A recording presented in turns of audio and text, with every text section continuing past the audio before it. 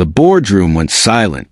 17 executives stared at the woman who just walked through the double doors like she owned the place. Because she did. Alex Whitmore's face drained of color as Emma, his useless little sister, slid a folder across the mahogany table. Inside were documents that would destroy everything he'd built, or thought he'd built. Motion to remove Alexander Whitmore as CEO, she said, her voice steady as stone. All in favor? 12 hands shot up. Alex's mouth opened, but no words came out. How? When? His company. His empire. It was never yours, Alex. Emma's eyes held something he'd never seen before. Not anger. Certainty. It was always mine. Before we dive into how Emma turned the tables on the brother, who spent 20 years calling her worthless, hit that subscribe button.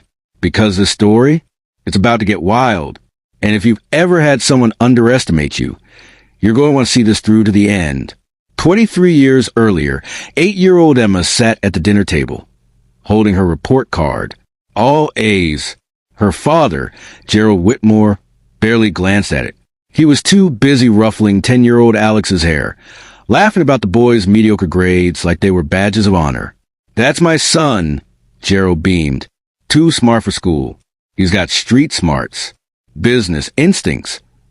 Emma pushed the paper closer. Dad, I got... That's nice, sweetheart. He didn't look. Alex smirked across the table. Nobody cares about your nerd stuff, Emma. Girls don't need to be smart. They just need to look pretty and marry well. Their mother, Diane, said nothing. She never did. Emma folded her report card and left the table. That night in her room, she made a promise to herself. One day they'd see. One day they'd all see. Fast forward to the present. Thanksgiving 2024. Alex's mansion in Greenwich, Connecticut, sprawled across 3 acres like a monument to excess. Crystal chandeliers. Marble everything. A wine cellar that cost more than most people's houses. Emma pulled up in her modest Honda Civic, watching her brother's Tesla, Porsche, and Mercedes fill the circular driveway. She took a breath. Inside, the dining room glittered. Alex sat at the head of the table. Their father's old spot, wearing a suit that probably cost $5,000. His wife, Sarah, smiled politely beside him. Their 2 kids, Braden and Kinsley, scrolled through their phones. Alex's best friend, Dalton Reed, lounged nearby with a scotch.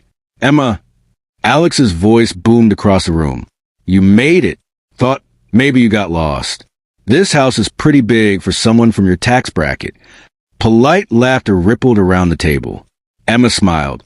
Nice to see you too, Alex. She'd learned years ago not to react, not to give him ammunition. Dinner started pleasant enough. Turkey, stuffing, the usual small talk. Then came dessert, and with it, the drinks. Alex poured himself a 3rd glass of bourbon. So, he said, leaning back in his chair like a king addressing peasants, I've been thinking about Dad's legacy, the company, the properties, everything he built. Emma's fork paused halfway to her mouth. I'm redoing my will, Alex continued, making sure everything stays in the family, the right parts of the family. Diane looked uncomfortable. Alex, maybe this isn't the time. No, Mom, it's perfect timing. He pointed at Emma. See, I've worked hard to build on what Dad started. Whitmore Industries is worth $47 million now. $47 million. And I did that. Me. Emma said nothing. But you know what I realized? Alex's eyes got mean. The way they always did when he drank. Some people contribute. Some people just exist, taking up space. Alex, Sarah said quietly. He ignored her. Emma, you're 31 years old. No husband. No kids. You work at some boring accounting firm doing. What exactly? Pushing papers? Meanwhile, I'm running an empire. I've got a family. A legacy. Emma's hands clenched under the table. So I've decided, Alex announced, that my estate, everything I built, will go to my children. And to Dalton here, who's been more of a sibling than you ever were. You're out, Emma. Completely. The room froze. Braden looked up from his phone for the first time all night. Diane gasped, "Alex, you can't." "I can, and I am." He raised his glass. "To family. Real family. Not useless hangers-on who never amounted to anything." That word, useless, it hung in the air like poison. Emma stood slowly. Her chair scraped against the floor. "Thank you for dinner," she said. Her voice didn't shake. "It was lovely." She walked out. Nobody followed. In her car, Emma sat in the darkness of Alex's driveway. Her hands gripped the steering wheel. On her phone's home screen was a photo. Her and her father from college graduation day. He'd shown up late, stayed for 10 minutes, spent most of it talking to Alex on the phone about some business deal. She'd stopped trying to impress him after that, started building something else instead. Emma opened her email drafts. One message, addressed to 5 different people. Subject line, Initiate Phase 3. Her finger hovered over send. "Dad would have hated this," she whispered. She thought about all those dinners, all those accomplishments ignored. Every time Alex called her useless while their father smiled and nodded. 23 years of being invisible. She pressed send. Monday morning. Emma walked into her office at Clearwater Holdings, not an accounting firm. That was just the cover story. Her assistant, Jovi, handed her coffee and a tablet. The audit is ready. And the CFO called. She's in position. Good. Emma's corner office overlooked Manhattan. Floor-to-ceiling windows. Minimalist decor. On her desk sat 3 monitors displaying real-time data from 17 companies, including Whitmore Industries. Most people didn't know Emma was rich. She drove a 10-year-old car, lived in a modest apartment, wore clothes from Target. She'd built her empire in the shadows, starting with a $50,000 inheritance from her grandmother, the only person who'd ever believed in her. She'd turned it into investments, then into controlling shares of tech startups that exploded in value. By 25, she was worth $8 million. By 30, $43 million. And 5 years ago, when Whitmore Industries nearly collapsed because Alex gambled on bad real estate deals, Emma had swooped in, anonymously. She bought 63% of the company through shell corporations and offshore accounts, installed her own people, propped it up. Why? Because their father had built it. Because despite everything, she wanted to honor his legacy. Because she'd stupidly thought maybe, someday, Alex would change. But Thanksgiving had shown her the truth. He never would. Emma pulled up a file labeled A. Whitmore Comprehensive Analysis. Years of data. Every shady deal. Every cut corner. Every time he'd taken credit for other people's work, including hers. Send the first package to the investors, she told Jovi. Anonymous tip. Financial irregularities in Q3. Jovi nodded and left. Emma stared at the skyline. This was going to hurt, but not as much as he'd hurt her. That same afternoon, Alex sat in his office at Whitmore Industries, feeling pretty damn good about himself. The Thanksgiving announcement had been perfect. Emma had looked so pathetic, walking out like a kick dog. He'd shown everyone who was really in charge. His phone buzzed. His CFO, Marlo Chun. "We need to talk," Marlo said. 10 minutes later, she was in his office with a worried expression. 3 major investors called this morning, Marlo explained. Someone sent them questions about our Q3 numbers. Detailed questions. Alex frowned. "So? Our numbers are fine." "They are, but whoever sent this knew things they shouldn't. Internal things." "Like what?" Marlo hesitated. "Like the Riverside development loan. The one we secured through creative accounting. Creative accounting meant borderline illegal, but Alex waved it off. That's Loctite. Nobody knows about that except us in Dalton." "That's what worries me," Marlo said. "Someone on the inside is talking." Alex felt the first flicker of unease. "Find out who," he ordered, "and shut it down." Marlo left, but the unease stayed. Alex pulled up his company's stock price. It had dipped 2% since Friday. Nothing major, but his phone rang. "Sarah." "Hey, babe." "Don't babe me." Her voice was ice. "I just got off the phone with your mother." What you said to Emma was cruel, Alex. Even for you. She needed to hear it. No, you needed to say it. Because you're insecure. Alex's jaw tightened. I'm insecure? I run a $47 million company that your father built, that you're slowly running into ground. Where is this coming from? Silence. Then, I'm staying at my sister's for a few days. We both need space. She hung up. Alex stared at his phone. What the hell was happening? Over the next 2 weeks, things got worse. 2 more investors pulled out of upcoming deals. No explanation. Just gone. A major client canceled a contract, citing concerns about leadership stability. 3 key employees quit. The stock dropped another 5%. Alex worked longer hours, made more calls, but everything he touched seemed to crumble. It was like the universe itself had turned against him. He didn't know that Emma's people were working behind the scenes, planting doubts, spreading carefully worded rumors. Nothing actionable, nothing traceable. Just enough to make people nervous. I don't understand, Alex told Dalton over drinks at their usual club. Everything was fine 3 weeks ago. Dalton swirled his whiskey. Maybe you're just stressed. The holidays mess with everyone. It's more than that. Alex leaned in. I think someone's sabotaging me. Who would do that? Alex had no answer. He didn't suspect Emma. Why would he? She was useless, remember? She couldn't pull off something like this. Could she? Emma sat in a coffee shop in Brooklyn, across from Sarah Whitmore. They'd been meeting secretly for 3 months, ever since Emma had reached out with a simple message. We need to talk about Alex. Sarah stirred her latte. He's getting paranoid, snapping at everyone. Good. Emma? Sarah's voice held doubt. Are you sure about this? He's still your brother. Emma looked at her. Really looked at her. Sarah didn't know the whole story. She knew Emma was wealthy. Emma had revealed that much. She knew Emma wanted to teach Alex a lesson, but she didn't know Emma owned the company. Not yet. Do you remember sophomore year? Emma asked, when I found you in the library bathroom? Sarah's face went pale at the memory. Your boyfriend at the time, Derek, he'd hit you, broken your wrist.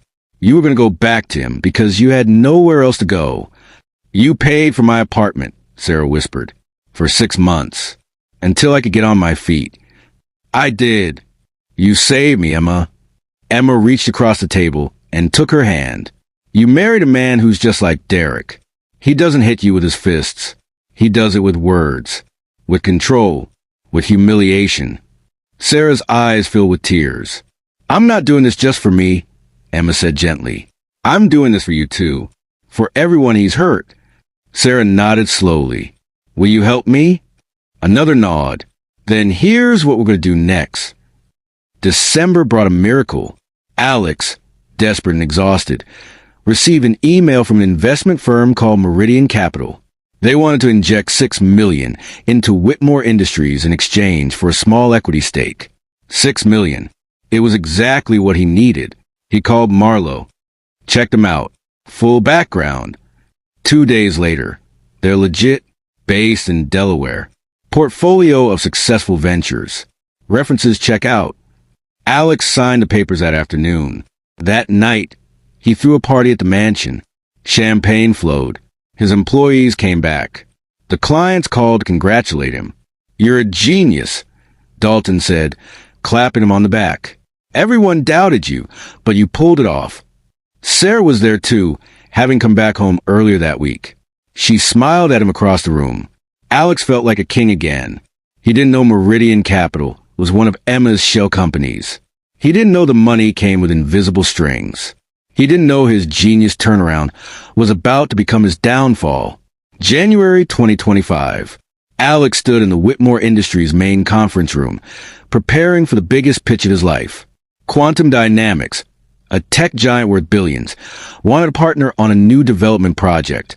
If he landed this deal, it would triple the company's value. Everything was finally back on track. He'd used the Meridian Capital investment to shore up the shaky parts of the business, pay off some debts, and fund this pitch. The presentation looked flawless. His team had worked around the clock. The Quantum Dynamics executives filed in. Alex shook hands, projecting confidence. 2 hours later, they signed a letter of intent. Alex called Sarah immediately. "We did it. We actually did it. I'm proud of you," she said. That night, Alex slept better than he had in months. He didn't know Emma's audit team was already combing through every transaction he'd made with the Meridian money. He didn't know they were finding things. Bad things. Emma sat in her office, reading Marlowe's report. Alex had used some of the investment to cover up previous embezzlement.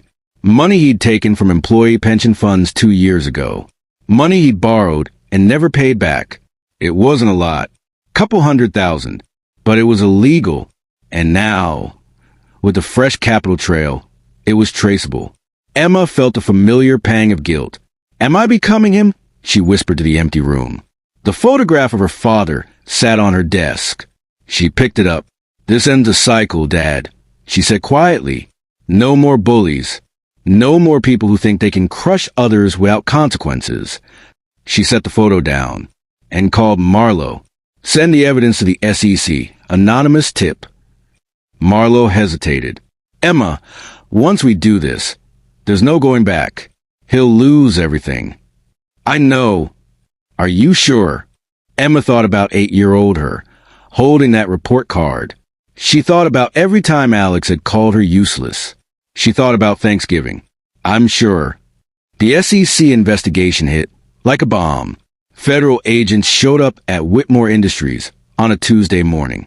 They seized files, computers, phones. Employees were questioned. Alex called his lawyer in a panic. "What is this about?" "Embezzlement allegations," the lawyer said grimly. "Someone tipped them off about the pension fund." "That's impossible. Nobody knew." But someone did. The story hit the news that evening.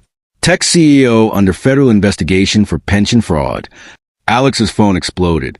Investors, clients, board members. The Quantum Dynamics deal evaporated overnight. The stock tanked. Sarah called. "Alex, what did you do?" "I didn't. I can explain." "You stole from people's retirement money?" "It was temporary. I was going to pay it back." "Oh my God." Her voice broke. "I don't even know who you are." She hung up. Alex sat in his office, surrounded by the wreckage of his empire, and for the first time in his life, he felt truly afraid. The emergency board meeting was scheduled for Friday. Alex prepared his defense. He'd spin it. He'd explain. He'd save this.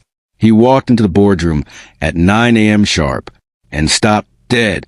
Emma sat at the far end of the table, his useless sister, in his boardroom. "What are you doing here?" he demanded. The other board members looked uncomfortable. Marlowe stood. "Mr. Whitmore, please take a seat." "I'm not taking a seat until someone explains why my sister is at a private board meeting." "She's not your sister right now," Marlowe said quietly. "She's a majority shareholder." The room spun. "What?" Emma opened a folder. Meridian Capital, Clearwater Holdings, Atlas Investment Group, 7 other shell corporations. She slid papers across the table. "All mine. Combined, they own 63% of Whitmore Industries." Alex's legs gave out. He grabbed the chair for support. "I've owned this company for 5 years, Alex." Emma's voice was steady. "Clinical. I've been propping it up, fixing your mistakes, covering your incompetence." "That's not possible." Dad's estate sale in 2020? The properties that went to anonymous buyers? That was me. I bought everything you were too arrogant to notice was being sold. Alex's mind raced back. After their father died, there had been an estate auction. Weird properties. Foreign holdings. Alex hadn't paid attention. He'd been focused on the company. "You forged Dad's will," Emma continued. "Changed it so everything came to you instead of being split evenly. I have the original. I've had it for 3 years." "You're lying." She pulled out a photocopy. Their father's handwriting. Clear as day. Equal distribution between Alexander and Emma Whitmore. Alex stared at it. Dalton shifted in his seat uncomfortably. "I could have exposed you then," Emma said. "Could have taken you to court. But I didn't." "No, why?" Alex couldn't speak. Because despite everything, I wanted to honor Dad's legacy. I thought maybe if I helped you behind the scenes, you'd grow up, you'd become someone worth respecting. Her eyes hardened. But then Thanksgiving happened. You called me useless in front of everyone. Cut me out of your will. Made it clear that 23 years of being invisible still wasn't enough. You needed to twist the knife one more time. Emma stood. So here we are. I'm calling a vote. Motion to remove Alexander Whitmore as CEO, effective immediately. You can't.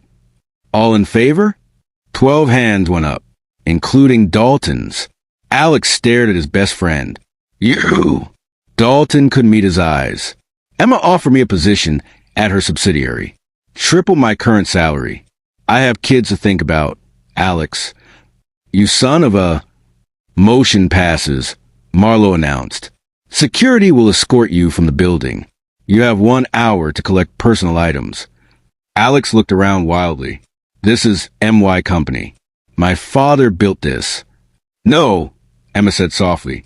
Your father built it. I saved it. You just took credit. Security appeared at the door. Alex's hand shook. Emma, please. We're family. Family? Her laugh was bitter. You made it very clear at Thanksgiving that I'm not your family. I'm just useless, remember? She walked past him toward the door, then paused. Turn back. This ends a cycle. Alex, Dad taught you that cruelty was strength, that stepping on people made you powerful. But look where that got him. Dead at 62 from a heart attack, with a daughter who couldn't stand to cry at his funeral. Her voice cracked just slightly. I won't become him, and I won't let you either. She left. Alex stood in the boardroom alone as security waited to escort him out. Everything he'd built, gone, in one meeting. The media picked up the story within hours. Tech Air ousted by sister in corporate coup. Emma Whitmore, the silent mogul behind the curtain. By evening, more revelations hit the news. Alex's affairs. 3 different women came forward. Financial fraud beyond just a pension fund. Bribes. Kickbacks. Emma's team had compiled everything and released it all at once. Alex's phone wouldn't stop ringing. Reporters, lawyers, creditors. Sarah filed for divorce that night. The papers were delivered to the mansion by courier. Alex read them in his study. Drunk on expensive scotch he'd no longer be able to afford. Grounds: emotional abuse, financial irresponsibility, infidelity. Sarah requested full custody of the kids. He called her. Sarah, we can work through this. I met with Emma 3 months ago, Sarah said quietly. Alex froze. She told me everything you'd done. Every lie, every manipulation. And she helped me understand something. What?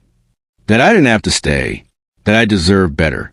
Just like she helped me understand that 15 years ago when I was with Derek. Alex's blood went cold. Emma, you and Emma have been friends since college.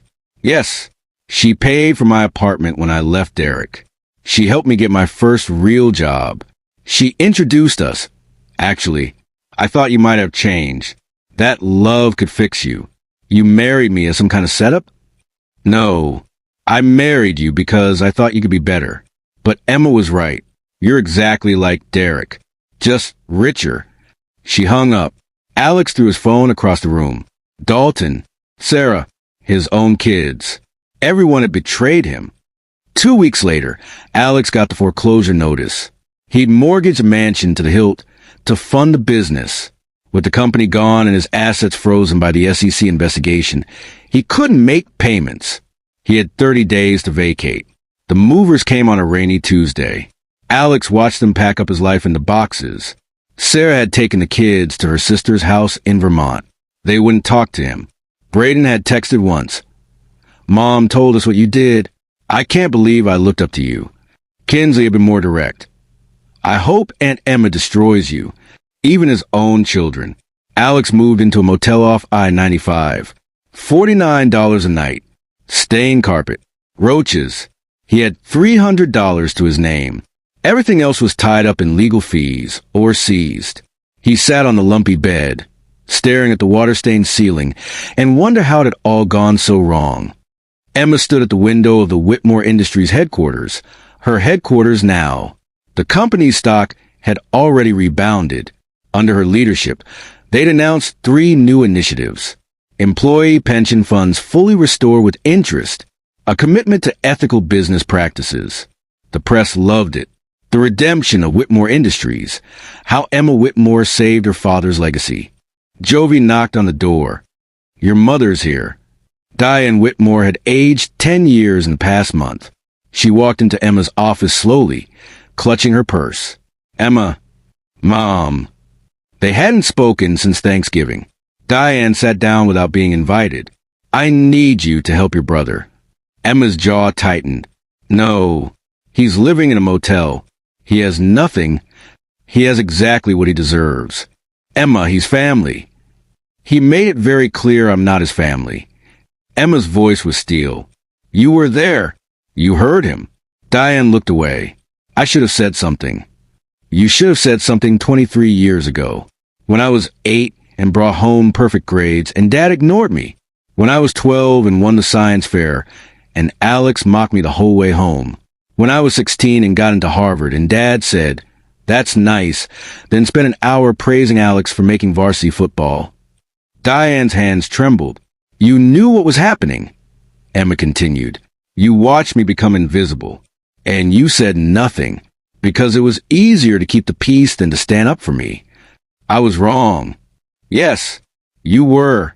Diane looked up, tears in her eyes. What Alex did to you was terrible. But Emma, what you're doing to him is justice.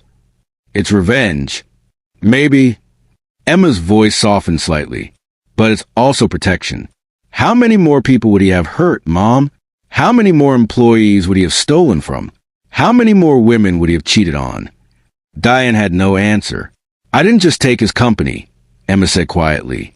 I freed everyone trapped in his orbit, including you. Diane stood. I knew. What? About your plan. Not the details, but... Diane pulled out her phone. Showed Emma a text from 4 months ago. Emma's message. I'm going to take everything from Alex. If you want to stop me, now's the time to say so. Diane's response. He's become his father. Do what you need to do. Emma stared at it. I gave you permission, Diane whispered. Because I was too weak to do it myself.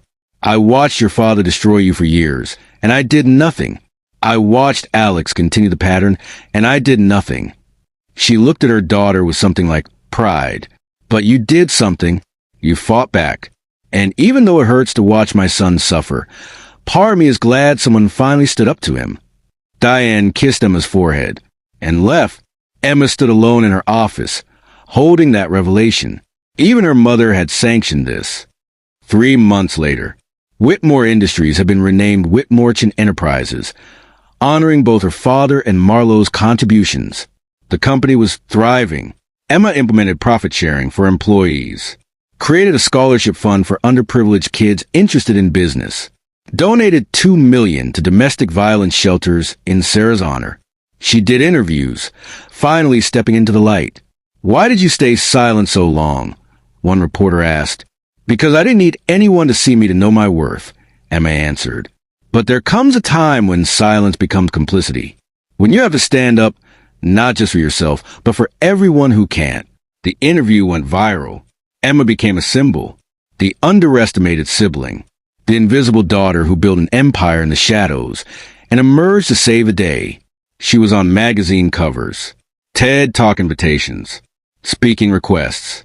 But at night, alone in her apartment, she kept a modest one, despite everything. Emma sometimes wondered, had she done the right thing? Or had she just become another version of her father? Alex sat in the motel room, going through a storage unit he'd forgotten about. Old boxes from their childhood home. Photos. Dad's old files. He pulled out a folder labeled Estate Planning Original. Inside was her father's will. The real one. Alex had seen it before.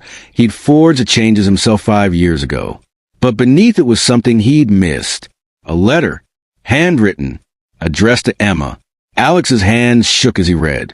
My darling Emma, if you're reading this, I'm gone. And I need you to know something I never had the courage to say in life. I was wrong. I raised your brother to believe that being ruthless was strength, that showing emotion was weakness. I pushed you away because you reminded me of your mother. Kind, brilliant, unstoppable. And that terrified me. I was afraid if I showed you love, I'd become soft. I'd lose my edge. What a stupid, cruel man I was.